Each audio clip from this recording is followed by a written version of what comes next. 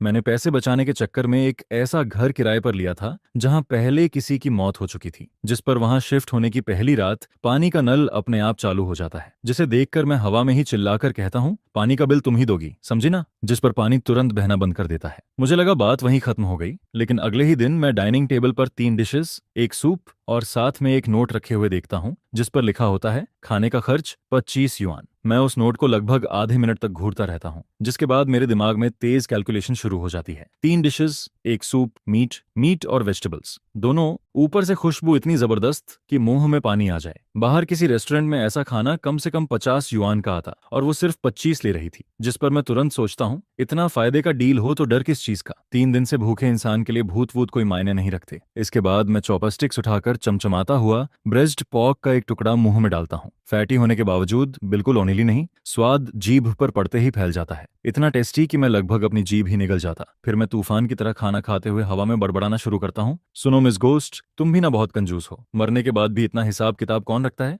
थोड़ा open minded नहीं हो सकती क्या? जिस पर पूरा कमरा शांत पड़ा रहता है, सिर्फ मेरे चबाने की आवाज गूंजती रहती है। खाना खत्म होने के बाद मैं जोर की डकार लेता हूँ और फिर तेल से भरे बर्तनों को देखकर मेरी आलस वाली बीमारी वापस जाग जाती है, जिस पर मैं जानबूझकर सारे बर्तन सिंक में डालकर छोड़ देता हूँ बिना धोए, जैसे मैं अपनी गोस्ट रूममेट की लिमिट टेस्ट कर रहा हूँ। अगली सुबह हल्की खटपट की आवाज से मेरी आंख खुलती है। मैं धीरे धीरे किचन की तरफ जाता हूँ, जहाँ सारे बर्तन चमकते हुए साफ रखे होते हैं और बेहद नीटली अरेंज किए गए होते हैं। साथ में फिर एक नोट रखा होता है, बर्तन धोने की फीस 5 युआन पर टाइम, महीने के आखिर में पेमेंट, जिसे पढ़कर मैं हंसते हंसते चिढ़ जाता हूँ। वाह कमाल है, 20 साल की जिंदगी में पहली बार इतनी प्रिंसिपल वाली घोस्ट देख रहा हूँ, जिस पर मेरा कम्पिटिटिव मूड पूरी तरह जाग जाता है। इसके बाद मैं जानबूझकर कूड़े का बैग दरवाजे के बीच में छोड़ देता हूँ ताकि रास्ता ब्लॉक हो जाए, और मन ही मन सोचता हूँ, अगर इतनी कैपेबल हो तो इसे भी फेंक कर दिखाओ। अगले दिन गार्बेज बैग गायब होता है और दरवाजे पर एक नोट चिपका होता है, कितने गंदे इंसान हो तुम। उस रात मैं ओवरटाइम करके बुरी तरह थका हुआ घर लौटता हूँ।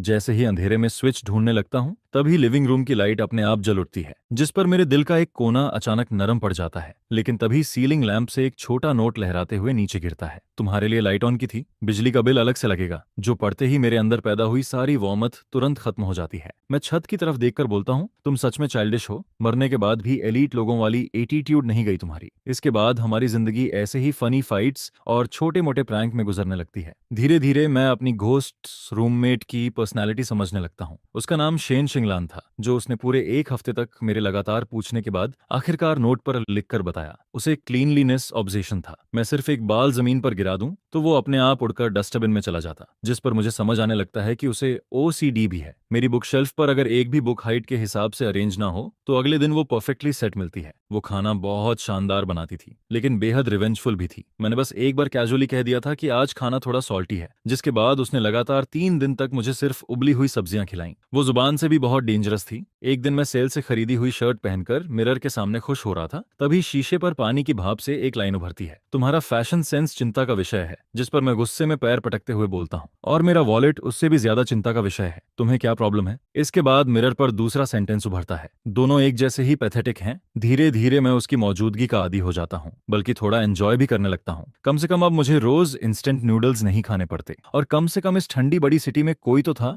जो हमेशा मेरे लौटने तक लाइट जलाकर रखता था, भले ही बिजली का बिल मुझे ही देना पड़ता। एक दिन मेरा इकलौता दोस्त चेन जियाओ घर आता है। उससे पहले ही मैं शेन शिंगलान को वार्निंग दे देता हूँ, मेरा दोस्त आने वाला है, आज थोड़ा बिहेव करना, ठीक है? जिस पर सोफा के ऊपर रखा मैगजीन अपने आप उड़कर खुलता है और उसके पेज पर बड़ा सा ओके दिखाई देता है। चेन जियाओ जैसे ही घर में एंटर करता है, वो एग्जेगरेटेड तरीके से सांस खींचते हुए कहता है, भाई तूने मेड रख ली क्या? ये घर इतना साफ कैसे है? बिल्कुल तेरे जैसा नहीं लग रहा। मैं ऑकवर्ड हंसी के साथ बोलता हूँ, बस लाइफस्टाइल इंप्रूव हो गया है। लेकिन जैसे ही मैं ये बोलता हूँ, टीवी अचानक क्लिक की आवाज के साथ एंटरटेनमेंट चैनल छोड़कर फाइनेंस चैनल पर चला जाता है, जहां एक आदमी बेहद प्रोफेशनल आवाज में स्टॉक चार्ट एक्सप्लेन करने लगता है, जिस पर चेन जियाओ डरकर उछल पड़ता है। रिमोट कहाँ है? मैं कैजुअली चैनल वापस बदलते हुए कहता हूँ, शायद कॉन्टैक्ट इश्यू होगा। हम दोनों बात कर ही रहे होते हैं कि तभी उसके सामने रखा कप अपने आप टेबल के एज की तरफ 5 सेंटीमीटर खिसक जाता है, जिसे देखकर वो इतनी जोर से चीखता है कि मेरे कान सुन्न हो जाते हैं। कप खुद मूव हुआ। मैं आराम से कप वापस उसकी जगह रखते हुए उसके कंधे पर हाथ मारता हूँ। रिलैक्स, मेरी रूममेट थोड़ी नॉटी है बस, लेकिन खाना बहुत अच्छा बनाती है। जिस पर चेंज जाओ मुझे ऐसे घूरता है जैसे मैं कोई मेंटल पेशेंट हूँ। उसके कांपते हुए होंठ धीरे से बोलते हैं, भाई कहीं काम का स्ट्रेस तुझे हैलुसिनेशन तो नहीं दिखा रहा? मैं सिर्फ लंबी सांस छोड़ देता हूँ, क्योंकि मुझे पता था कि ये चीज किसी को एक्सप्लेन नहीं की जा सकती। इसके बाद मैं डरे हुए चेन जहो को विदा करके वापस सोफा पर बैठ जाता हूँ, थोड़ा लोनली फील करते हुए। शायद ऐसी अजीब जिंदगी जीने वालों पर कोई यकीन नहीं करता। तभी लिविंग रूम की लाइट हल्की डिम हो जाती है और माहौल अचानक सॉफ्ट लगने लगता है। मैं मुड़कर बालकनी के पास लगे बड़े ग्लास विंडो की तरफ देखता हूँ, जहाँ पहली बार मुझे शेन शिंगलान दिखाई देती है। वो आधी ट्रांसपेरेंट थी, जैसे धुंध से बना कोई इंसान। उसने सफेद ड्रेस पहनी हुई थी और हाथ में क्लॉथ लेकर विंडो को ध्यान से साफ कर रही थी। वही विंडो जिसे मैं सुबह ठीक से साफ नहीं कर पाया था। उसकी हर मूवमेंट बेहद फोकस्ड और एलिगेंट लग रही थी, जैसे वो हर काम को परफेक्शन के साथ करना चाहती हो। जिस पर अचानक मुझे महसूस होता है कि दोस्त की चिंता या दुनिया की मिसअंडरस्टैंडिंग अब इतनी इंपॉर्टेंट नहीं रही, क्योंकि इस विशाल शहर में आखिरकार मेरे पास एक घर था और एक बेहद अजीब लेकिन खास फैमिली मेंबर भी। लेकिन खुशियां ज्यादा दिन टिकती नहीं। कुछ समय बाद कंपनी डाउनसाइजिंग शुरू कर देती है। एक ठंडी ईमेल, कुछ फॉर्मल शब्द और मेरी छोटी सी नौकरी खत्म हो जाती है, जिस पर मैं कार्डबोर्ड बॉक्स हाथ में लिए भीड़ भाड़ वाली सड़क पर चलता रहता हूँ। और पहली बार मुझे सच में ऐसा महसूस होता है जैसे मैं कोई बेकार चीज हूँ जिसे दुनिया ने इस्तेमाल करके फेंक दिया हो। घर पहुंचते ही मैं खुद को सीधे बिस्तर पर फेंक देता हूँ और कंबल से पूरा सिर ढक लेता हूँ। इतने दिनों से अंदर दबा हुआ फ्रस्ट्रेशन और इनसिक्योरिटी आखिर इसी पल फूट पड़ता है। मैं आवाज तक नहीं निकालता, बस आंखें लाल होती रहती हैं। सीना तेजी से ऊपर नीचे होने लगता है, जैसे इस बड़ी सिटी में पिछले कई सालों से सहा हुआ सारा दर्द वापस अंदर निकल जाना चाहता हूँ, लेकिन वो बाहर भी नहीं निकलता और अंदर भी नहीं समाता। पता नहीं कितना वक्त गुजर जाता है, तभी लिविंग रूम से हल्की क्लासिकल म्यूजिक की धुन सुनाई देने लगती है। वो मेरी फेवरेट सिम्फनी थी, डोरा की फ्रॉम द न्यू वर्ल्ड। मैंने एक बार खाना खाते हुए कैजुअली कहा था, ये म्यूजिक बहुत अच्छा है। इसे सुनकर लगता है चाहे जिंदगी कितनी भी मुश्किल हो, आखिर में सब पार हो जाएगा। जिस पर मैं भारी कदमों से कमरे से बाहर निकलता हूँ। डाइनिंग टेबल पर गर्मा गर्म खाना रखा होता है, कोका कोला चिकन विंग्स मेरी सबसे फेवरेट डिश, और उसके बगल में एक छोटा नोट रखा होता है जिस पर सिर्फ 2 शब्द लिखे होते हैं, फ्री ऑफ चार्ज, जिसे पढ़ते ही मेरा गला हल्का कांप जाता है। आंखें गर्म होने लगती हैं और एक बूंद आंसू गहरे लकड़ी वाले टेबल पर टपक पड़ती है। लेकिन इस बार वो आंसू ह्यूमिलिएशन की वजह से नहीं था, बल्कि उस वॉर्मथ की वजह से था जिसे महसूस किए हुए बहुत वक्त गुजर चुका था। फिर मैं तेजी से खाना खाते हुए खुद पर हंसने लगता हूँ और पहली बार सीरियसली हवा में कहता हूँ, थैंक यू शेन शिंगलान। जिस पर कमरे की हवा में जैसे बहुत हल्की सी सांस सुनाई देती है। पेट भरकर खाओगे तभी लड़ पाओगे। इसके बाद मैं लैपटॉप खोलकर पागलों की तरह जॉब एप्लीकेशंस भेजना शुरू कर देता हूँ, लेकिन रियलिटी मेरी इमेजिनेशन से भी ज्यादा क्रूअल निकलती है। मेरे रिज्यूमे ऐसे गायब होते जाते हैं जैसे पत्थर समुद्र में डूब जाए। कभी कभी इंटरव्यू कॉल्स आते भी हैं तो पहले ही राउंड में रिजेक्ट कर दिया जाता हूँ। बैंक अकाउंट का बैलेंस हर दिन कम होता जाता है। घर का रेंट, बिजली पानी का बिल और ऊपर से शेन शिंगलान की वो नोटबुक जिसमें हर खर्चा डिटेल में लिखा रहता था, वो सारे नंबर्स मेरे ऊपर पहाड़ की तरह टूट पड़ते हैं, जिस पर एंग्जाइटी धीरे धीरे मेरे दिमाग को खाती रहती है। मैं रात रात भर सो नहीं पाता। फिर एक दिन मुझे उस कंपनी से इंटरव्यू मेल आता है जहां काम करना मेरा सपना था। वो मेरी करियर जर्नी का आखिरी और सबसे बड़ा टारगेट था, जिस पर मैं अलमारी के नीचे रखा अपना इकलौता सूट निकालता हूँ और उसे बार बार प्रेस करने लगता हूँ, बस इस डर से कि कहीं छोटी सी रिंकल भी इंटरव्यू खराब न कर दे। इंटरव्यू वाले दिन मैं टेंशन की वजह से बहुत जल्दी उठ जाता हूँ, लेकिन नीचे कैफे से ब्रेकफास्ट लेते वक्त मेरा हाथ कांप जाता है और गर्म कॉफी पूरी की पूरी मेरी सफेद शर्ट पर गिर जाती है।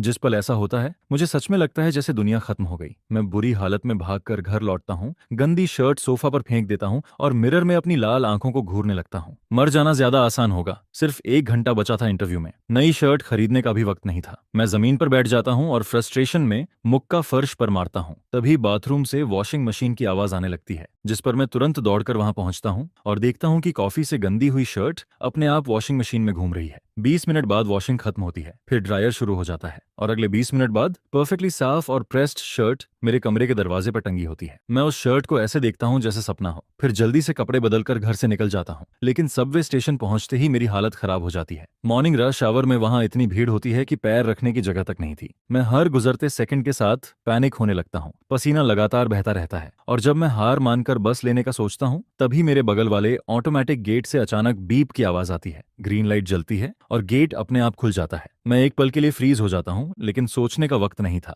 जिस पर मैं तुरंत प्लेटफॉर्म की तरफ भागता हूँ। वहां मेरी वाली सबवे की डोर्स धीरे धीरे बंद हो रही थी। मेरा दिल बैठ जाता है, लेकिन ठीक उसी पल जैसे किसी चीज ने डोर्स के बीच खुद को फंसा दिया हो। अलार्म बजता है और डोर्स दोबारा खुल जाती हैं, जिस पर मैं किसी तरह अंदर घुस जाता हूँ। ट्रेन के अंदर खड़े होकर मैं जोर जोर से सांस लेने लगता हूँ। दिल इतनी तेजी से धड़क रहा था कि जैसे बाहर निकल आएगा। इतनी सारी कॉइंसिडेंसेस, ऐसा लग रहा था जैसे कोई इनविजिबल पर्सन मेरे लिए रास्ता साफ कर रहा हो। मैं इंटरव्यू शुरू होने से सिर्फ 5 मिनट पहले कंपनी पहुंचता हूँ। वेटिंग रूम में बैठा हर सेकंड टॉर्चर जैसा लग रहा था। फिर मेरा नंबर आता है। मैं गहरी सांस लेकर अंदर जाता हूँ, जहां 4 इंटरव्यूअर्स बेहद सीरियस एक्सप्रेशन के साथ बैठे होते हैं। मेरे हाथ इतने नर्वस थे कि हथेलियां पूरी पसीने से भीग जाती हैं। मैंने जो सेल्फ इंट्रोडक्शन पहले से याद किया था वो अचानक दिमाग से गायब हो जाता है। मैं लगभग फ्रीज हो चुका था और तभी टेबल पर रखा एक ब्लैक पेन धीरे धीरे लुढ़क कर मेरे हाथ के पास आ जाता है। मैं इंस्टिंक्टिवली उसे पकड़ लेता हूँ। उसकी ठंडी फीलिंग मुझे थोड़ा काम कर देती है। फिर मैं नीचे देखता हूँ, जहां पेन पर छोटे अक्षरों में कुछ खुदा हुआ था, बिलीव योरसेल्फ, जिसे देखते ही मेरा दिल तुरंत स्टेबल हो जाता है। वो शब्द किसी मेडिसिन की तरह मेरे अंदर कॉन्फिडेंस भर देते हैं। जिस पर मैं सिर उठाकर मेन इंटरव्यूअर की आंखों में देखता हूँ और कॉन्फिडेंट स्माइल के साथ बोलता हूँ,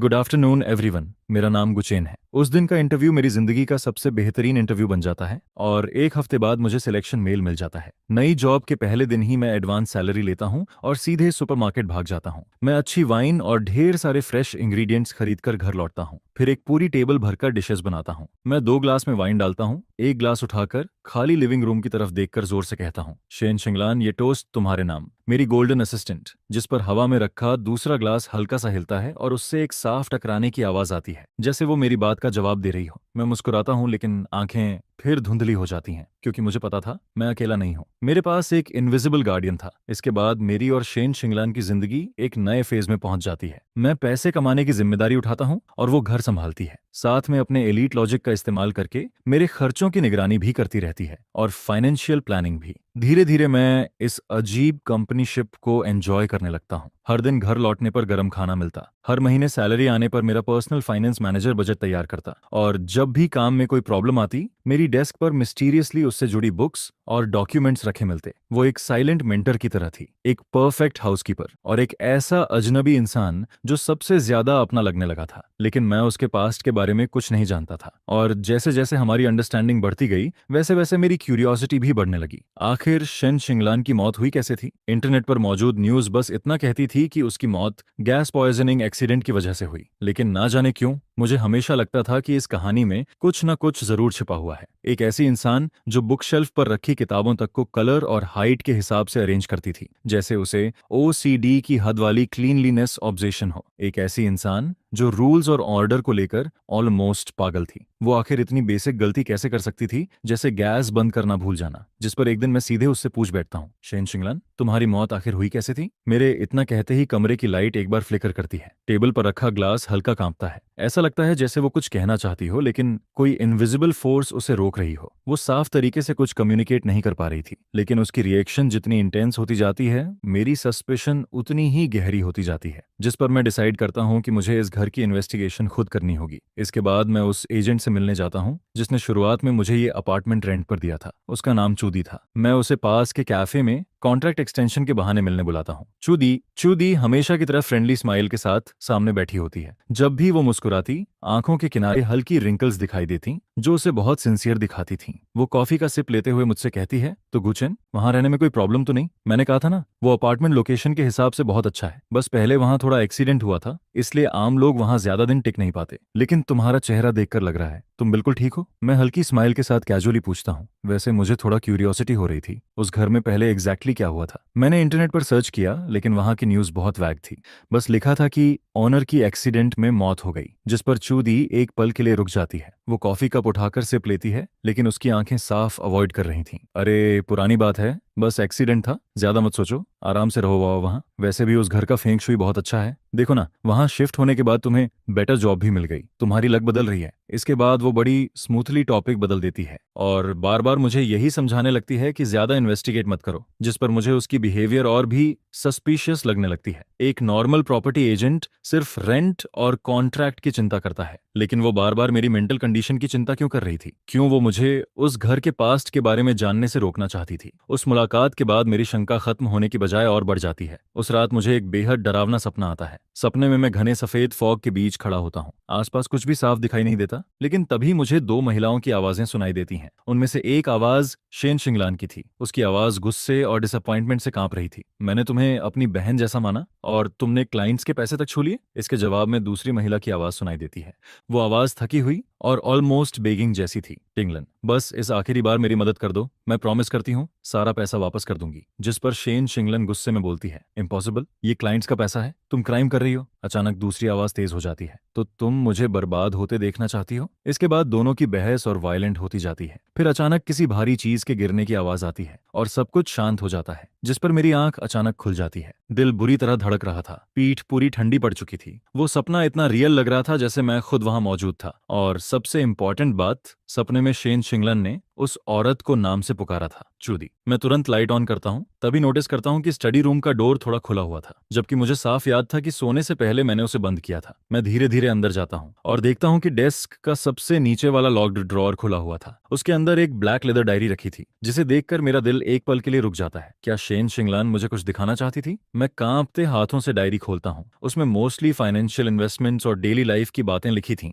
हैंडराइटिंग बिल्कुल वही थी जो उसके नोट्स में हुआ करती थी, साफ, एलिगेंट और शार्प। मैं तेजी से पेजेस पलटता हूँ और आखिरकार डायरी के पीछे वाले हिस्से में एक नाम बार बार दिखाई देता है, बस एक इनिशियल, सी। डायरी में लिखा था कि शेन शिंगलान और उसके बिजनेस पार्टनर ने मिलकर एक इन्वेस्टमेंट प्रोजेक्ट शुरू किया था, लेकिन बाद में उसे पता चला कि उस पार्टनर ने सीक्रेटली बहुत सारा पैसा दूसरी जगह इन्वेस्ट कर दिया और वहां सब कुछ डूब गया, जिससे ह्यूज फाइनेंशियल लॉस हो गया। शेन शिंगलान ने डायरी में लिखा था, मुझे यकीन नहीं होता कि सी ऐसा कर सकती है। इतने सालों का ट्रस्ट ग्रीड के सामने एक पैसे का भी नहीं निकला। उसे अपने किए की सजा मिलनी चाहिए, चाहे अंजाम कुछ भी हो। और यही उसकी आखिरी डायरी एंट्री थी। उसके अगले ही दिन उसकी मौत हो गई थी, जिस पर मेरे शरीर का खून तक ठंडा पड़ जाता है। मैं डायरी लेकर लिविंग रूम में आता हूँ और हवा में देखते हुए पूछता हूँ, शेन शिंगलान, क्या तुम्हारा मर्डरर चूदी है? मेरे इतना कहते ही पूरे कमरे का टेम्परेचर अचानक गिर जाता है। सीलिंग चैंडेलियर जोर जोर से हिलने लगता है, लाइट्स तेजी से फ्लिकर करने लगती हैं। इलेक्ट्रिक करंट की तीखी आवाज पूरे कमरे में गूंजने लगती है। दीवार पर टंगी पेंटिंग नीचे गिरकर टूट जाती है। ये पहली बार था जब मैंने उसकी इतनी वायलेंट रिएक्शन देखी थी,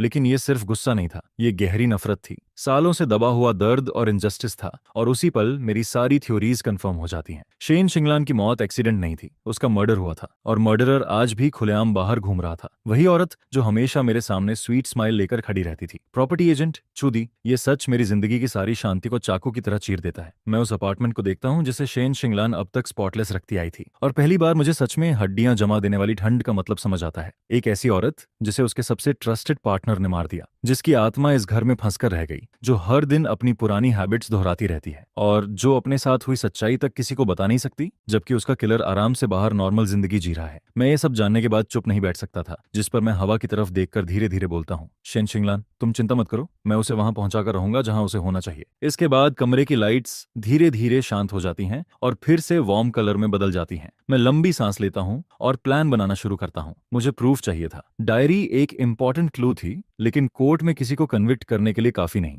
मुझे चूदी से उसकी असली शक्ल बाहर निकलवानी थी, जिस पर इन्वेस्टमेंट में इंटरेस्ट दिखाने का बहाना बनाकर मैं एक बार फिर चूदी से कांटेक्ट करता हूं। इस बार मैं उसे एक शोर शराबे वाले आउटडोर रेस्टोरेंट में मिलने के लिए बुलाता हूं, और पहले से ही अपने फोन का रिकॉर्डिंग फंक्शन ऑन करके रखता हूं, जिस पर चूदी ठीक समय पर वहां पहुंचती है, और अब भी उसके चेहरे पर वही नरम मुस्कान होती है। तुम सच में काफी एम्बिशियस हो, अभी नई जॉब बदली नहीं, और इन्वेस्टमेंट की प्लानिंग भी शुरू कर दी। जिसके जवाब में मैं खुद का मजाक उड़ाते हुए हंसता हूँ। आप तो जानती ही हैं, मैं तो पूरी तरह कंगाल हूँ। इसके बाद मैं धीरे धीरे बात को दूसरी तरफ मोड़ता हूँ और फिर कहता हूँ, लेकिन असली बात तो ये है कि सिस्टर चू की नजर बहुत अच्छी है। आपने मुझे इतना बढ़िया घर दिलाया, जिसके बाद तो मेरी किस्मत ही बदल गई। जिस पर मैं अचानक से रुककर उसे देखता हूँ। वैसे एक बात को लेकर मैं काफी क्यूरियस हूँ। इस घर की पुरानी ओनर के बारे में सुना था कि वो फाइनेंस वर्ल्ड की एक काफी टैलेंटेड पर्सन थी। क्या वो भी इन्वेस्टमेंट करती थी? मैं लगातार चूदी की आंखों में देखता रहता हूँ, और जैसे ही मैं शेन शिंगलान का नाम लेता हूँ, उसकी आंखों की पुतलियां बहुत हल्के से सिकुड़ती हैं, जिसे नोटिस करना आसान नहीं था। जिस पर वो तुरंत खुद को संभालते हुए कहती है, हाँ, मिस शेन सच में बहुत रेयर टैलेंट थी। अफसोस, इतनी टैलेंटेड होकर भी उसकी लाइफ ज्यादा लंबी नहीं रही। उसकी आवाज में दुख जरूर था, लेकिन जवाब पूरी तरह सावधानी से दिया गया था। फिर मैं कैजुअली बोलता हूँ, हाल ही में मुझे घर में उसकी कुछ डायरीज और नोट्स मिले। उनमें काफी प्रोफेशनल टर्म्स लिखे थे जो मुझे समझ नहीं आए। सिस्टर चू, आप तो उसे अच्छे से जानती थीं,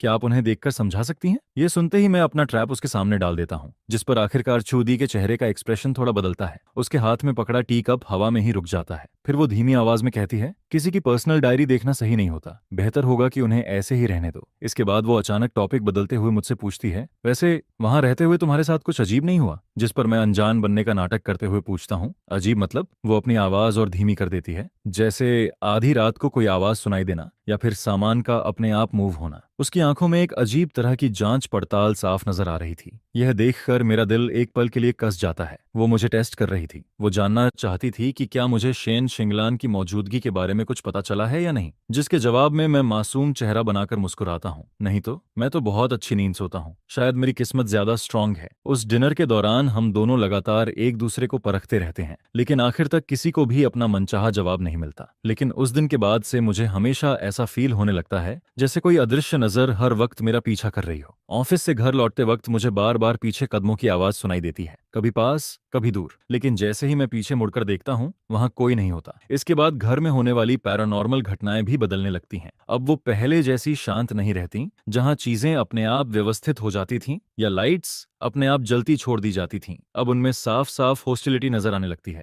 आधी रात के समय लिविंग रूम से घिसने जैसी आवाज आने लगती है। घर घर जैसी आवाजें पूरे सन्नाटे में बेहद डरावनी लगती हैं। फिर बाथरूम के मिरर पर अचानक एक खून से बना लाल हैंडप्रिंट उभर आता है, जैसे कोई अभी अभी अंदर से घिसट कर बाहर निकला हो। लेकिन मैं जानता था कि ये सब शेन शिंगला नहीं कर रही। उसकी स्पिरिचुअल प्रेजेंस हमेशा ठंडी, शांत और मजबूर सी नरमी से भरी रहती थी, जबकि ये सारी चीजें प्योर मैलिस और धमकी से भरी हुई थीं, जिस पर मैं तुरंत समझ जाता हूं कि यह जरूर चूदी का काम है। शायद उसने किसी को भेजा है या कोई ट्रिक इस्तेमाल की है ताकि मुझे डराकर इस घर से भगा सके। वो डर चुकी थी। उसे डर था कि कहीं मुझे शेन शिंगलान की छोड़ी हुई चीजों से कोई ऐसा सीक्रेट ना मिल जाए जो कभी सामने नहीं आना चाहिए था। एक रात मैं अचानक एक नाइटमेयर से जाग जाता हूँ, जिस पर मैं देखता हूँ कि बेडरूम की खिड़की पर हल्की धुंध जम चुकी है और उसी धुंध के ऊपर धीरे धीरे कुछ शब्द उभरने लगते हैं। बहुत खतरा है। यह शेन शिंगलान का मैसेज था। उसने अपनी पूरी ताकत लगाकर ये शब्द लिखे थे, लेकिन उसकी लिखावट पहले जैसी मजबूत नहीं थी। वो कांपती हुई, टेढ़ी मेढ़ी और धुंधली लग रही थी, जैसे किसी भी पल गायब हो जाएगी। यह देखकर मेरा दिल एक पल के लिए कस जाता है। वो अब भी मेरी रक्षा कर रही थी, जबकि खुद वो इस जगह में फंसी हुई थी। फिर भी सबसे पहले उसे मेरी सेफ्टी की चिंता थी, जिस पर मैं धीरे धीरे खिड़की के पास जाता हूँ और हाथ से उन शब्दों को मिटा देता हूँ। फिर ठंडी ग्लास विंडो को देखते हुए धीमी लेकिन मजबूत आवाज में कहता हूँ, मैं नहीं जाऊंगा। यह हमारा घर है, यहाँ से जाने वाली वो होगी। अगले दिन मैं छुट्टी लेकर घर पर ही रहता हूँ। फिर मैं मार्केट से कुछ हिडन कैमरों खरीद कर लाता हूँ। एक चार्जर के अंदर छिपा हुआ था, दूसरा डेकोरेशन आइटम की तरह दिखता था। जिसके बाद मैं एक कैमरा मेन डोर की तरफ लगाता हूँ, दूसरा लिविंग रूम के कॉर्नर में और तीसरा स्टडी रूम की बुकशेल्फ पर छिपा देता हूँ, जिस पर मैं मन ही मन कहता हूँ, चुदी, अगर तुम गेम खेलना चाहती हो तो मैं आखिर तक तुम्हारा साथ दूंगा। कैमरा लगाने के तीसरे दिन अचानक चूदी का फोन आता है। मिस्टर गू, क्या आप घर पर हैं? हाल ही में कंपनी जी एरिया की सेफ्टी चेकिंग कर रही है। एज एन एजेंट मुझे उनके साथ आकर आपके घर की गैस पाइपलाइन चेक करनी है। बताइए कब कन्वीनियंट रहेगा? उसकी आवाज हमेशा की तरह फ्रेंडली और रिस्पॉन्सिबल लग रही थी, लेकिन मैं जानता था कि वो आखिरकार आने वाली है। गैस पाइपलाइन इंस्पेक्शन सच में बहुत अच्छा बहाना था। इससे वो आराम से घर के अंदर भी आ सकती थी और अपने अगले कदम की तैयारी भी कर सकती थी। जिस पर मैं अंदर की घिन को दबाते हुए नॉर्मल टोन में जवाब देता हूँ, बिल्कुल, मैं आज घर पर ही हूँ, आप कभी भी आ सकती हैं। फोन करते ही मैं तुरंत शेन शिंगलान के लिए एक नोट लिखता हूँ। वो आने वाली है, आगे सिचुएशन के हिसाब से रिएक्ट करना। फिर मैं उस नोट को लिविंग रूम की सबसे विजिबल जगह पर रख देता हूँ। करीब आधे घंटे बाद डोरबेल बजती है। मैं डोर व्यूअर से बाहर देखता हूँ, जहां चू दी कंपनी जी की ब्लू यूनिफॉर्म पहने खड़ी थी, लेकिन उसकी आंखों में छिपी शार्प नजरें उसकी असली सोच को बिट्रे कर रही थीं। मैं दरवाजा खोलकर फेक एंथुजियाज्म के साथ उसे अंदर बुलाता हूँ। सिस्टर चू, आपको इतनी मेहनत करनी पड़ रही है। जिस पर वो मुस्कुराते हुए जवाब देती है, अरे नहीं, रेजिडेंट्स की सेफ्टी सबसे जरूरी है। लेकिन जैसे ही वो घर के अंदर कदम रखती है, उसकी आंखें लगातार पूरे घर को स्कैन करने लगती हैं। Living room, dining area, balcony, और आखिर में उसकी नजर स्टडी रूम के बंद दरवाजे पर जाकर रुकती है। फिर वो कहती है, मिस्टर गू, पहले किचन की पाइपलाइन चेक कर लेती हूँ। जिस पर मैं उसके पीछे पीछे किचन तक जाता हूँ। वो वहां स्टोव और वाटर हीटर के आसपास सिर्फ दिखावे के लिए इधर उधर चेक करती रहती है, लेकिन उसका ध्यान बिल्कुल वहां नहीं था। और तभी अचानक उसके पैरों के पास रखा डाइनिंग चेयर अपने आप आधा मीटर पीछे खिसक जाता है। खर्र की हल्की आवाज पूरे किचन में गूंजती है, जिस पर चूदी बुरी तरह चौंक जाती है। उसका चेहरा पल भर में सफेद पड़ जाता है और वो घबराकर पीछे मुड़ती है, लेकिन लिविंग रूम पूरी तरह खाली था। मैं फेक सरप्राइज के साथ पूछता हूँ, क्या हुआ सिस्टर चू? जिसके जवाब में वो खुद को संभालते हुए कहती है, नहीं, शायद मेरी आंखों का भ्रम था। लेकिन उसके माथे पर ठंडे पसीने की परत साफ नजर आ रही थी। यह देखकर मेरा शक और पक्का हो जाता है। अगर किसी इंसान ने कोई गलत काम नहीं किया हो तो वो सिर्फ एक हिलती हुई चेयर से इतना क्यों डर जाएगा? इसके बाद किचन चेकिंग खत्म करके वो अपने माथे का पसीना पोंछती है और फिर कहती है, मैं जरा वॉशरूम होकर आती हूँ। मैं हल्के से सिर हिलाता हूँ और अपनी जगह पर खड़ा रहता हूँ, जिस पर लिविंग रूम के कोने में लगे मिरर के रिफ्लेक्शन के जरिए मैं लगातार उसकी हर हरकत पर नजर रखता रहता हूँ। चूदी बस 2 कदम ही आगे बढ़ती है, लेकिन तभी अचानक डायरेक्शन बदलकर चुपके चुपके स्टडी रूम की तरफ बढ़ने लगती है, जिस पर मेरा दिल सीधे गले तक आ जाता है। वो आखिरकार आ चुकी थी। उसका असली टारगेट वही था, शेन शिंगलान की छोड़ी हुई चीजें। और ठीक उसी पल जब उसका हाथ स्टडी रूम के डोर हैंडल को छूने ही वाला होता है, तभी अचानक धड़ाम की जोरदार आवाज पूरे घर में गूंजती है। बाथरूम का बल्ब अचानक फट जाता है, कांच के टुकड़े चारों तरफ बिखर जाते हैं। इसके तुरंत बाद wash basin, shower, toilet tank, घर में जहां जहां पानी का कनेक्शन था, सब कुछ एक साथ अपने आप चालू हो जाता है। तेज पानी पागलों की तरह बाहर फूटने लगता है, जिस पर चूदी एक डरावनी चीख मारती है और घबराकर पीछे की तरफ गिरते पड़ते स्टडी रूम के दरवाजे से दूर भागती है। मैं भी तुरंत दौड़कर वहां पहुंचता हूं और उससे भी ज्यादा शॉक्ड होने का नाटक करते हुए चिल्लाता हूं, हे भगवान, ये क्या हो गया? सिस्टर चू, आप ठीक तो हैं? जिस पर वो कांपते हुए बाथरूम की तरफ उंगली उठाती है। उसके होंठ बुरी तरह कांप रहे थे, लेकिन डर की वजह से उससे ठीक से बोला भी नहीं जा रहा था। ये घर। मैं जल्दी जल्दी पानी का वॉल्व बंद करने का नाटक करता हूँ और फिर हेल्पलेस टोन में बोलता हूँ, अरे यहाँ अक्सर ऐसा हो जाता है, थोड़ी देर में सब ठीक हो जाएगा। शायद वायरिंग और पाइप्स पुराने हो चुके हैं। चूदी एक बार बाथरूम की हालत देखती है और फिर लिविंग रूम की तरफ नजर घुमाती है, जहाँ एक अजीब सी खामोशी फैली हुई थी। उसका चेहरा कभी हरा पड़ता तो कभी सफेद। अब उसमें स्टडी रूम के पास जाने की हिम्मत बिल्कुल नहीं बची थी, जिस पर वो जल्दी से बोलती है, मिस्टर गू, मुझे लगता है गैस पाइपलाइन में कोई प्रॉब्लम नहीं है। मुझे कंपनी में थोड़ा काम है, मैं अब चलती हूँ। वो लगभग भागते हुए बाहर निकलती है और जल्दी जल्दी अपने शूज पहनने लगती है, लेकिन जैसे ही वो दरवाजा खोलकर बाहर निकलती है, अचानक पीछे मुड़कर मुझे देखती है और इस बार उसकी आंखों में जरा भी फेक सॉफ्टनेस नहीं बची थी। उसकी नजर बर्फ जैसी ठंडी, जहरीली और साफ साफ मर्डरर इंटेंट से भरी हुई थी, जिस पर मेरा दिल फिर से कस जाता है। लेकिन मैं नजरें नहीं हटाता। मैं बिल्कुल शांत चेहरा बनाए उसकी आंखों में देखता रहता हूँ। धड़ाम, दरवाजा जोर से बंद हो जाता है। इसके बाद मैं दरवाजे से पीठ टिकाकर लंबी सांस छोड़ता हूँ। लिविंग रूम में पड़ा वो नोट, जिस पर लिखा था सिचुएशन के हिसाब से रिएक्ट करना, धीरे धीरे जमीन पर गिर जाता है। मैं आगे बढ़कर उसे उठाता हूँ। पहला राउंड मैं जीत चुका था, जिस पर मैं तुरंत अपना फोन निकालता हूँ और हिडन कैमरा की रिकॉर्डिंग चेक करता हूँ। वीडियो में साफ दिखाई दे रहा था कि कैसे चूदी चोरी छिपे स्टडी रूम की तरफ बढ़ रही थी और आखिर में उसका वो खतरनाक लुक भी क्लियर रिकॉर्ड हो चुका था। अब मेरे पास एक और सबूत था, लेकिन मैं जानता था कि इस फेल्ड अटेम्प्ट के बाद वो और ज्यादा डेंजरस हो जाएगी। अगली बार वो किसी तरह का डिस्गाइज नहीं पहनेगी। और सच में अगला अटैक मेरी उम्मीद से भी जल्दी आ जाता है। चूदी की इन्वेस्टिगेशन फेल होने के बाद उसने पूरी तरह अपना फेक मास्क उतार दिया था। उसे अब पूरा यकीन हो चुका था कि यह घर हॉन्टेड है और उसने इसी चीज का फायदा उठाने का फैसला किया। वो पुराने तरीके को फिर से दोहराना चाहती थी। वो चाहती थी कि मेरी भी मौत एक केयरफुली प्लान्ड एक्सीडेंट में हो जाए। जिस रात गैस पॉइजनिंग वाला इंसिडेंट होने वाला था, उस रात मुझे बिल्कुल चैन की नींद नहीं आती। मेरी आंखें बार बार फड़क रही थीं। रात के ठीक 2 बजे पूरा माहौल शांत पड़ा था। तभी अचानक लिविंग रूम से एक भारी सी आवाज सुनाई देती है। वो आवाज बिल्कुल ऐसी लगती है या मेरे में सेकती है, जैसे कोई बालकनी से अंदर कूदा हो। यह सुनते ही मेरी पूरी नींद गायब हो जाती है। पूरे शरीर के रोंगटे खड़े हो जाते हैं। क्या वो चूदी है? मैं सांस रोक लेता हूँ और धीरे धीरे बेड से नीचे उतरता हूँ। फिर बेडरूम डोर के पीछे छिपकर दरवाजे की हल्की सी दरार से बाहर झांकता हूँ। लिविंग रूम में एक काली शैडो धीरे धीरे मूव कर रही थी। उसके हाथ में एक टूल बैग था और वो सीधे किचन की तरफ जा रही थी, जिस पर मेरा दिल इतनी तेजी से धड़कने लगता है जैसे अभी सीने से बाहर निकल आएगा। लेकिन मैं खुद को जबरदस्ती काम रखता हूँ। फिर धीरे से बेडसाइड से फोन उठाता हूँ, स्क्रीन ब्राइटनेस सबसे कम करता हूँ और कांपते हाथों से 113 डायल कर देता हूँ। कॉल कनेक्ट होते ही मैं कुछ नहीं बोलता, बस फोन का माइक लिविंग रूम की तरफ कर देता हूँ। यह एक सर्वाइवल ट्रिक थी, जो मैंने पहले कहीं देखी थी। Silent emergency call. Police operator समझ जाएगा कि कॉलर खतरे में है और तुरंत लोकेशन ट्रेस करेगा। इसके बाद मैं तुरंत हिडन कैमरा ऐप खोलता हूँ, लाइव स्ट्रीम ऑन करता हूँ और उसका लिंक एक रेडी मैसेज के साथ अपने दोस्त चेन जियाओ को भेज देता हूँ। भाई, अगर मेरे साथ कुछ हो जाए तो यही सबूत है। अभी पुलिस को कॉल मत करना, पुलिस खुद तुमसे कांटेक्ट करेगी। मैसेज भेजने के बाद मैं फोन कसकर पकड़ लेता हूँ और बेडरूम डोर के पीछे बिल्कुल बिना हिले खड़ा रहता हूँ।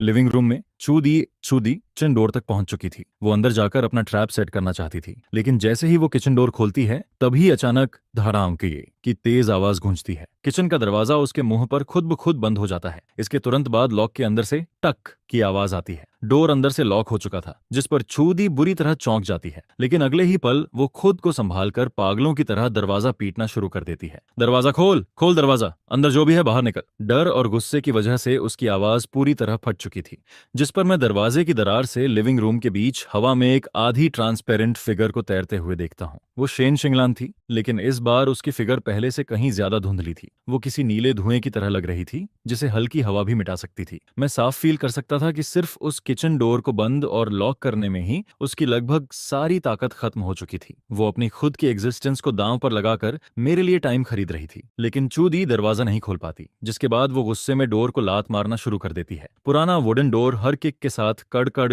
इनकी आवाज निकालने लगता है और हर टक्कर के साथ शेन शिंगलान की बॉडी और ज्यादा ट्रांसपेरेंट होने लगती है। मैं देखता हूं कि उसके चेहरे की आउटलाइंस तक धुंधली होने लगी थी, जैसे वो धीरे धीरे इस दुनिया से गायब हो रही हो। यह देखकर ऐसा लगता है जैसे किसी ने मेरा दिल मुट्ठी में पकड़कर दबा दिया हो। दर्द इतना ज्यादा था कि सांस लेना मुश्किल हो जाता है। मैं अपनी आंखों के सामने उसे सिर्फ मेरी रक्षा करते हुए मिटते नहीं देख सकता था, और तभी अचानक ना जाने कहां से मेरे अंदर हिम्मत आ जाती है। एक पल में मेरा सारा डर गायब हो जाता है। मैं तेजी से कमरे में नजर दौड़ाता हूँ और फिर मेरी नजर कमरे के कोने में रखे आयरन पैन पर जाकर रुकती है, जिससे मैं एक्सरसाइज करता था। जिस पर मैं तुरंत वहां दौड़ता हूँ और दोनों हाथों से उस भारी पैन को कसकर पकड़ लेता हूँ, और ठीक उसी पल धड़ाम किचन डोर को छुरी जोरदार किक मारकर तोड़ देती है। वो एक पागल जानवर की तरह बाहर निकलती है। उसकी आंखें पूरी तरह लाल हो चुकी थीं। फिर उसकी नजर मुझ पर पड़ती है और मेरे हाथ में पकड़े आयरन पैन पर भी, जिस पर वो एक खतरनाक मुस्कान देती है। तू अब भी रजिस्ट करना चाहता है? आज तुम दोनों मरोगे। इतना कहकर वो मेरी तरफ झपटती है, लेकिन इस बार मैं पीछे नहीं हटता, बल्कि सीधे उसकी तरफ दौड़ पड़ता हूँ और अपनी पूरी ताकत लगाकर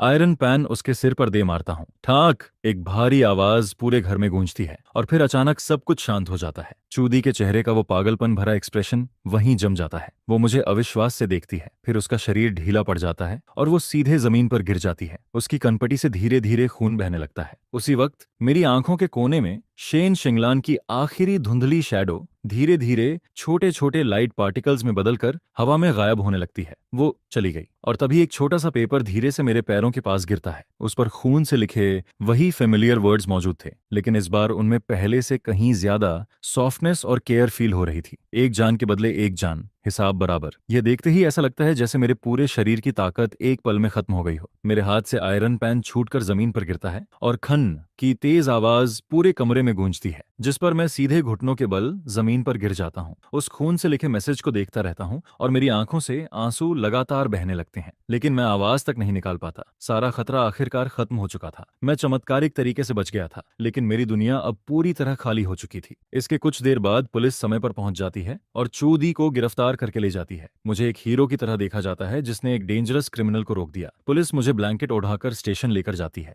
मेरे फोन की रिकॉर्डिंग, घर के हिडन कैमरों की फुटेज और वो लाइव स्ट्रीम लिंक जो मैंने चेन जियाओ को भेजा था, सब मिलकर चूदी के क्राइम का सबसे बड़ा प्रूफ बन जाते हैं। पुलिस इंट्रोगेशन रूम में एक काइंड लेडी ऑफिसर के सामने मैं पूरी कहानी बताता हूँ, लेकिन मैंने शेन शिंगलान की मौजूदगी छिपा ली। मैं सिर्फ इतना कहता हूँ कि इस घर में आने के बाद से मुझे हमेशा ऐसा लगता था जैसे घर मुझे पहले से वार्निंग देता हो, जैसे खतरा आने पर लाइट्स ब्लिंक करना, चीजों का अपने आप गिरना और इस बार किचन डोर का अचानक बंद हो जाना, जिसने मुझे पुलिस बुलाने और खुद को बचाने का समय दे दिया। फिर मैं धीरे से सिर झुकाकर कहता हूँ, शायद इस घर की पुरानी ऑनर की आत्मा मेरी रक्षा कर रही थी, जिस पर वो पुलिस ऑफिसर ज्यादा सवाल नहीं पूछती, बस हल्के से मेरा हाथ थपथपाकर मुझे शांत करने की कोशिश करती है। इसके बाद पुलिस चूदी की कॉल हिस्ट्री, बैंक रिकॉर्ड्स और अंडरग्राउंड गैम्बलिंग ट्रांजैक्शंस की जांच करती है, और तभी कई साल पुराना सच आखिरकार सामने आने लगता है। स्टॉक इन्वेस्टमेंट में बुरी तरह फेल होने के बाद चूदी ने सिर्फ अपने क्लाइंट्स के पैसे ही नहीं डुबोए थे, बल्कि खासकर शेन शिंगलान के करोड़ों रुपए भी गायब कर दिए थे। इसके अलावा उस पर गैम्बलिंग डेट्स का भारी बोझ भी था। जब शेन शिंगलान को इस फ्रॉड का पता चला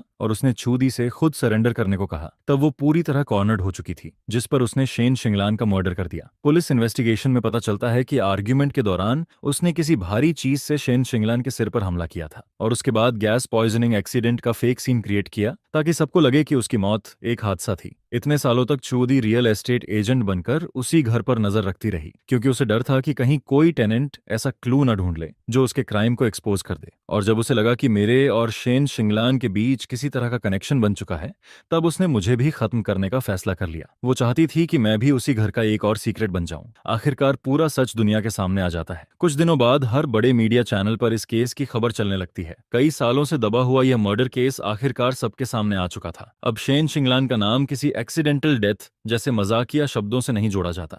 उसकी बदनामी आखिरकार साफ हो चुकी थी। जिस पर मैं टैक्सी में बैठा फोन पर न्यूज देखता हूँ और लंबी सांस छोड़ता हूँ। फिर मैं उस जगह लौटता हूँ जिसे मैं और वो अपना घर कहते थे। दरवाजा खोलकर अंदर कदम रखते ही मुझे वही फेमिलियर साफ सुथरा कमरा दिखाई देता है। बड़ी विंडो से आती धूप पूरे फ्लोर पर पड़ रही थी। कमरे में धूल का एक कण तक नहीं था। सब कुछ बिल्कुल वैसा ही था जैसा मैं छोड़कर गया था। घर के हर कोने में उसकी मौजूदगी के निशान अब भी बाकी थे। सही तरीके से रखी बुक्स, चमकता हुआ फ्लोर, किचन में परफेक्टली अरेंज्ड मसालों के जार्स। लेकिन मैं जानता था वो अब यहाँ नहीं थी। अब कभी खून से लिखे हुए वो फनी बिल्स नहीं आएंगे जहां वो खाने का हिसाब बराबर करती थी। अब रात को मेरे लिए छोड़ी गई वार्म लाइट नहीं मिलेगी जिसके नीचे बिजली का बिल अलग से लिखा हो। अब कभी वो सफेद ड्रेस वाली धुंधली शैडो रात में मेरे सामने नहीं आएगी। यह सोचते ही पहली बार मुझे असली लोनलीनेस फील होती है। ऐसी लोनलीनेस जो इंसान को अंदर से तोड़ दे। मैं सोफा के पास जाकर वो पिलो पकड़ लेता हूँ जिसे वो सबसे ज्यादा इस्तेमाल करती थी। फिर अपना चेहरा उसमें छिपाकर जोर जोर से रोने लगता हूँ। बहुत देर तक रोने के बाद मैं कमरे की सफाई शुरू करता हूँ क्योंकि मैं जानता था उसे क्लीनलीनेस कितनी पसंद थी। मैं इस घर को मेसी नहीं छोड़ सकता था। स्टडी रूम साफ करते वक्त मुझे डायरी के नीचे एक और ब्लैक नोटबुक मिलती है। वो हमारे बीच का हिसाब किताब था। उसमें हर छोटी चीज लिखी हुई थी। 10 मई डिनर 50-50 स्प्लिट, गुशेन पर 25 युआन उधार। 12 मई बर्तन धोने के बदले 5 युआन। 15 मई कचरा फेंकने के बदले 10 युआन। मैं हर पेज पलटता जाता हूँ और साथ साथ हंसता भी हूँ, रोता भी हूँ। फिर आखिर में आखिरी पेज तक पहुंचता हूँ। मुझे लगा वहां टोटल डेट लिखा होगा, लेकिन वहां सिर्फ एक लाइन लिखी थी, गुशेन अच्छे से जीना, समय पर खाना खाना। यह लाइन देखते ही मेरे दिल की आखिरी दीवार भी टूट जाती है। मैं उस नोटबुक को सीने से लगाकर जमीन पर बैठ जाता हूँ और एक छोटे बच्चे की तरह फूट फूट कर रोने लगता हूँ, जैसे पूरी दुनिया ने मुझे अकेला छोड़ दिया हो। इसके बाद जिंदगी धीरे धीरे वापस नॉर्मल ट्रैक पर लौटने लगती है। मैं अपनी ड्रीम कंपनी में काम करना जारी रखता हूँ। हर दिन ऑफिस बिल्डिंग के अंदर बैठकर मैं एक इमोशनली स्टेबल एडल्ट होने का नाटक करता रहता हूँ। किसी को नहीं पता था कि मैं अभी अभी कितनी भयानक मौत और जिंदगी की लड़ाई से गुजरा हूँ, और किसी को यह भी नहीं पता था कि मैंने कितना इंपॉर्टेंट पर्सन खो दिया है। मैंने घर नहीं बदला। चेन जियाओ ने मुझे कई बार समझाया। उसने कहा कि यह जगह मुझे बहुत पेनफुल मेमोरीज याद दिलाती है। मुझे नई जगह जाकर नई शुरुआत करनी चाहिए, लेकिन मैंने मना कर दिया। मैं सिर्फ इतना कहता हूँ, यह मेरा घर है। इसके बाद मैं अनजाने में शेन शिंगलान के बनाए रूल्स फॉलो करने लगता हूँ। खाना खाने के बाद तुरंत बर्तन धोना, उन्हें सुखाकर सही जगह रखना, कचरा भरते ही तुरंत बाहर फेंकना, उसे रात भर दरवाजे के बाहर न छोड़ना। मैं खाना बनाना भी सीखने लगता हूँ। हालांकि मेरा खाना बहुत खराब बनता था,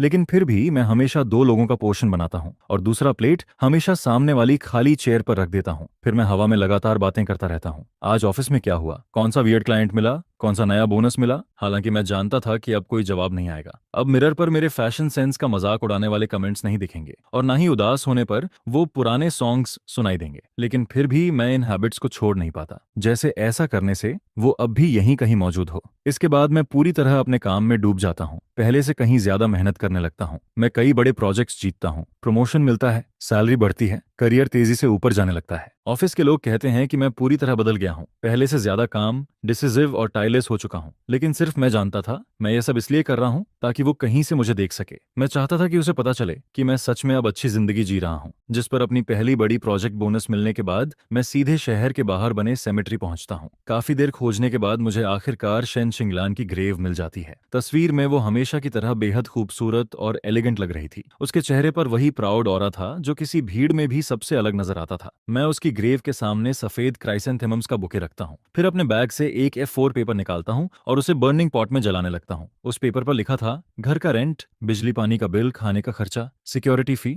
और मेंटल डैमेज कंपेंसेशन, टोटल पूरी जिंदगी। शेन शिंगलान ने सब कुछ पहले ही चुका दिया है। अगले जन्म में ट्रीट मेरी तरफ से होगी। जलती हुई आग की रोशनी मेरे चेहरे पर पड़ती रहती है। मैं मुस्कुराता हूँ, लेकिन मेरी आंखों से आंसू लगातार गिरते रहते हैं। ये सब खत्म करने के बाद मुझे लगा कि अब मेरी और उसकी कहानी यहीं खत्म हो चुकी है। लेकिन फिर वो दिन आता है। उस दिन एक अर्जेंट प्रोजेक्ट की वजह से मुझे देर रात तक ओवरटाइम करना पड़ता है। मैं थका हुआ शरीर घसीटते हुए घर लौटता हूँ और दरवाजा खोलता हूँ। घर के अंदर पूरी तरह अंधेरा था, जिस पर आदत के मुताबिक मैं दीवार पर स्विच ढूंढकर लाइट ऑन करता हूँ, और जैसे ही लिविंग रूम का फेमिलियर फ्लोर लैंप जलता है, मैं वहीं जम जाता हूँ। मेरी नजर धीरे धीरे डाइनिंग टेबल की तरफ जाती है। टेबल पर एक गर्म दूध का ग्लास रखा था, उससे अब भी हल्का धुआं उठ रहा था। सफेद भाप लैंप की रोशनी में धीरे धीरे हवा में घुल रही थी। मेरा दिमाग पूरी तरह ब्लैंक हो जाता है। मैं एंट्रेंस पर बिल्कुल स्टैच्यू की तरह खड़ा रह जाता हूँ। न आगे बढ़ने की हिम्मत होती है, न सांस लेने की। मेरे सामने का सीन इतना फेमिलियर था, फिर भी इतना अनरियल लग रहा था। क्या मैं हैलुसिनेशन देख रहा हूँ? काफी समय से शांत पड़ा मेरा दिल फिर से बेकाबू होकर धड़कने लगता है, जिस पर मैं कांपती आवाज में धीरे से फुसफुसाता हूँ, शेन शिंगलान। पूरा लिविंग रूम डरावनी खामोशी में डूबा रहता है। सिर्फ वो मिल्क ग्लास अब भी हल्की गर्म भाप छोड़ रहा था। यह देखकर मैं धीरे से नजरें नीचे कर लेता हूँ। तो ये मसे मैं सच में ज्यादा सोच रहा था। मैं खुद पर हंसने ही वाला था, लेकिन तभी मेरी नजर मिल्क ग्लास के बगल में रखे नोट पेपर पर जाती है। ऐसा लगता है जैसे उस पर धीरे धीरे कुछ वर्ड्स उभर रहे हों, जिस पर मैं सांस रोककर उस छोटे से येलो स्टिकी नोट को घूरने लगता हूँ, और फिर ब्लैक इंक से लिखे फेमिलियर वर्ड्स एक एक करके सामने आने लगते हैं। Light bill 5 yuan, milk charge 15 yuan, month and पर पेमेंट करना। यह आखिरी लाइन पढ़ते ही मेरी आंखों से आंसू फूट पड़ते हैं। लेकिन इस बार यह दुख के आंसू नहीं थे, यह उस खुशी के आंसू थे जो किसी खोई हुई चीज को दोबारा पा लेने पर निकलते हैं। मैं खुद को रोक नहीं पाता, हंसते हंसते रोने लगता हूँ। फिर पूरे एम्प्टी लिविंग रूम में जोर से चिल्लाता हूँ, शेन शिंगलान, तुम सच में बहुत कंजूस हो। तुम सच में खून निचोड़ लेने वाली इंसान हो। और तभी लैम्प की रोशनी के नीचे वो शैडो जिसे मैं हर दिन याद करता था, धीरे धीरे शेप लेने लगती है। इस बार पहले से कहीं ज्यादा क्लियर। हालांकि उसकी बॉडी अब भी ट्रांसपेरेंट थी, लेकिन मैं उसे साफ देख पा रहा था। वो सफेद ड्रेस पहने खड़ी थी। उसके चेहरे पर वही फेमिलियर हेल्पलेस लेकिन केयरिंग स्माइल थी। वो कुछ नहीं बोलती, लेकिन उसकी आंखें सब कुछ कह देती हैं। उस दिन मुझे समझ आता है कि उस रात मुझे बचाते वक्त उसकी आत्मा खत्म नहीं हुई थी।